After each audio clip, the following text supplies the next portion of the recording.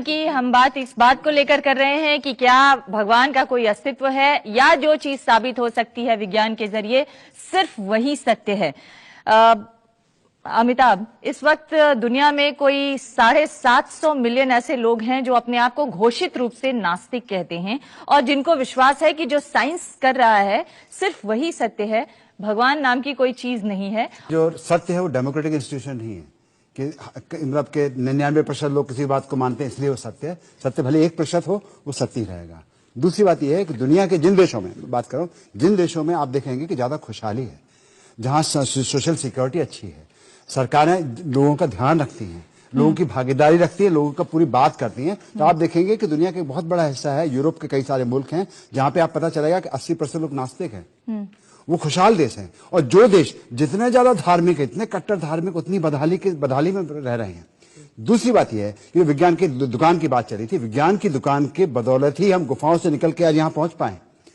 धार्मिक दुकानें तो इंसानों को बर्बाद करके रख दिया पूरी दुनिया में। एक ईश्वर की आप बात करते हैं, वो ईश्वर कैसा ईश्वर है? एक थानेदार की तरह है, उसके हम हाथ जोड़े, गिड़गिड़ाए, रोज उसकी तारीफ करें, 4 दिन नहीं तारीफ करें तो नाराज हो जाएगा, हमारा सत्यानाश कर देगा। ऐसा कैसा ईश्वर है ये कि जिसको रिश्वत चाहिए, जिसको हमारा भला करने की रिश्वत चाहिए, प्रसाद चढ़ाना है, पूजा करनी, अपने बाल कटवा देने, किसी को अपने हाथ कटवा देने, किसी को खतना करवा लेना, कैसा ईश्वर है उसको खुश करने के लिए? तो ये जो बेचारे मिट्टी के जिनको हमने बनाया, क्या कहते हैं, मिट्टी से बनाया है इनको, और ये मिट्टी से बनाया, एक बनाया था उसने, कहते हैं कि एक शैतान को बनाया था जिसको आग से बनाया था, उसने सारी दुनिया, कहते हैं कि सारी दुनिया को बिगाड़ दिया।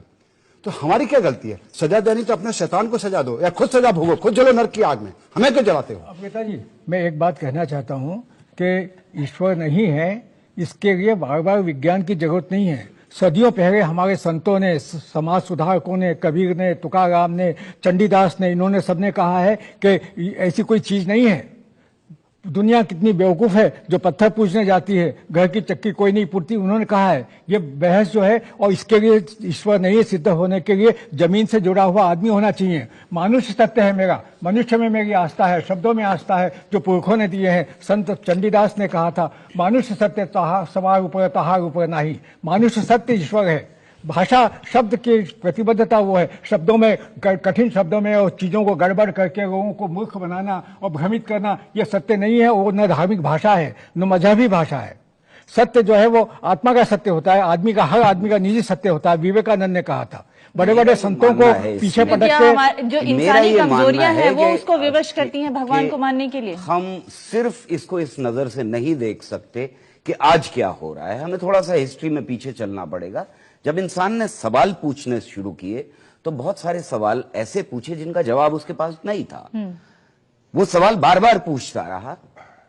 कुछ सवाल ऐसे थे जिनको उसने शुरुआत में ही पूछा कि ये चीजें कैसे होती हैं।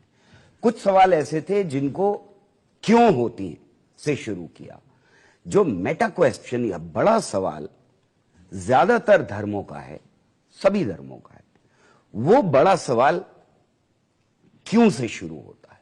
और जब क्यों से शुरू होता है और हम अपनी ज्ञान की सीमा पे पहुंचते हैं, तब जवाब सिर्फ हमारे पास रह जाता है कि ये कोई ना कोई शक्ति है, उसकी मर्जी की वजह से हो रहा है। लेकिन जब हमारा सवाल शुरू होता है कैसे से, तब वो साइंस का सवाल होता है।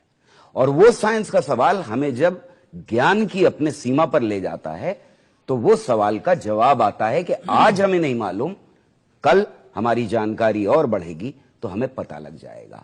इसलिए जो साइंस है वो ऐसी बॉडी है नॉलेज की जो हमेशा बढ़ती रहती है, और सीमाएं उसकी जैसे जैसे फैलती जाती हैं, वैसे वैसे एक्स्ट्रा साइंस जिसे कहें हम, जो इसमें सारे धर्म आते हैं, उनकी सीमाएं सिमटती जाती हैं।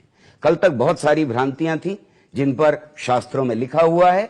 स्वामी जी शायद आज उनको ना बताएं आपके सामने कि यह भी शास्त्रों में गलत लिखा हुआ है, ये भी धार्मिक किताबों में गलत लिखा हुआ है। अच्छी अच्छी बातें बता देंगे जी, लेकिन वो बातें नहीं बताएंगे जो बिल्कुल गलत हैं आज। लेकिन जो प्रचलित मान्यताएं हैं गौहर साहब, उसमें ये कहा जाता है कि साइंस हमें वो बातें बता देता है जो बाहर दिखती हैं, लेकिन वो नहीं बताता जो हमारे अंदर चल रही हैं।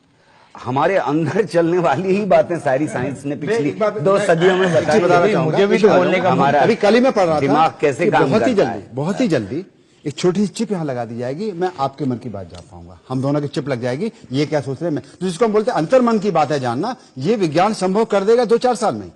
साइंस का ये सवाल ही नहीं है कि ईश्वर है या नहीं। इसलिए अगर साइंटिस्ट हो सकता है कि कोई मानता हो ईश्वर को, लेकिन साइंस ईश्वर को मानेगी ये सवाल ही पैदा नहीं होता, क्योंकि साइंस का सवाल ही नहीं है। देखिए न्यूटन, देखिए ऐसा है। फर्क क्या है? फर्क क्या है? एक कवि के बारे में मैं पढ़ रही थी, पीवी शैली, जो अंग्रेजी के बहुत मशहूर कवि हैं, उनको ऑक्सफोर्ड से निकाल दिया गया था सिर्फ नास्तिक होने की वजह से। आप अपना सवाल पूछिए, क्या कहना चाह रहे हैं? जी, मेरा ये पूछना है कि आप जैसे जानते होंगे कि भगवान के नाम पे इस दुनिया में लाखों युद्ध होते हैं। एक इंस्टीट्यूशन साइंस है, एक इंस्टीट्यूशन रिलीजन है। मैं रिलीजन और भगवान को जोड़ नहीं रहा हूं, बस मैं ये बोल रहा हूं कि भगवान एक रिलीजन का प्रतिनिधि है, तो वो प्रतिनिधि बैठ करके ये सब देखता रहता है। साइंस के नाम पे आज तक आप मुझे एक युग बता दीजिए जो साइंस में आपस में साइंटिस्ट ने स्टार्ट किया हो।